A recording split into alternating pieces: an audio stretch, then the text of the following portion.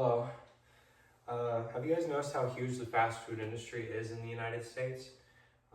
My speech today is going to be about how the fast food industry originated and how it's evolved over time in the United States and how it's spread across the world.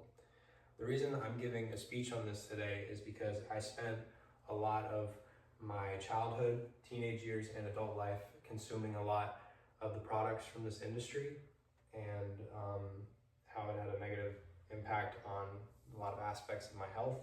And only in the last few years have I moved away from that, and I feel so much happier and healthier because of it.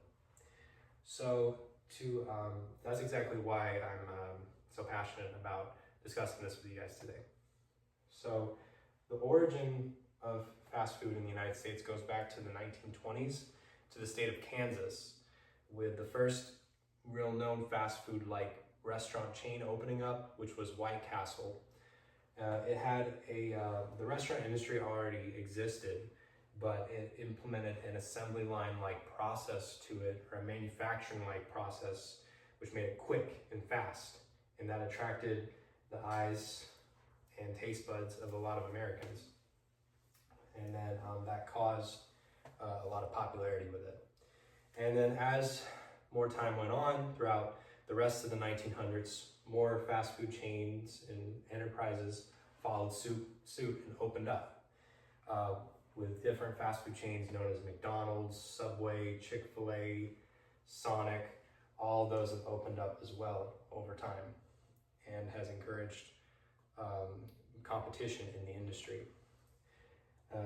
As more time went on as well, it has evolved with adding in the drive-through as well.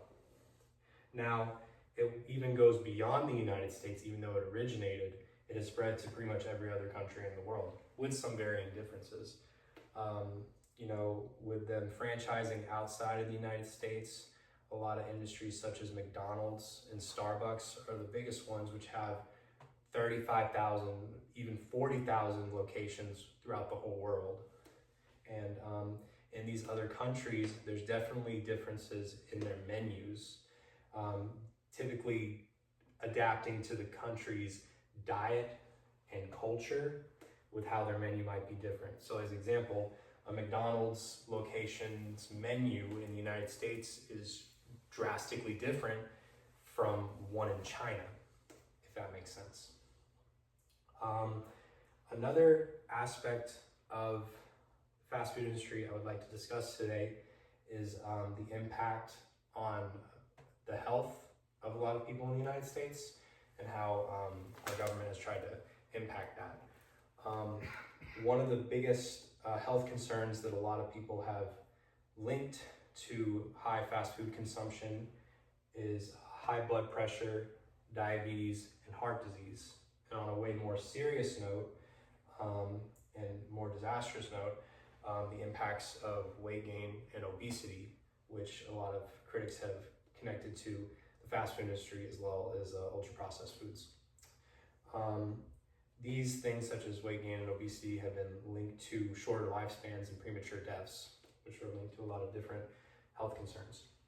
Now, the FDA, or the Food and Drug Administration, has tried to combat this by implementing some rules and laws and regulations to these industries and these companies to help make the consumer be a little bit more aware of what they're consuming and also protect their health. For example, they have added calorie counts to the menu items, so they'll make it more clearly like how many calories and even certain ingredients that are being put into the items on the fast food menu. So that's one way they've combated it. Another thing they've done to combat it is put more regulations on how the food is processed in the kitchen. For example, putting regulations on certain chemicals they put in the ultra-processed food, assembly line factors. So that is another way that the FDA has tried to combat this.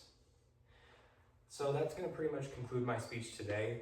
To give one final say about this is the fast food industry is a staple of American culture and has definitely impacted a lot of other countries in the world as well with the industry.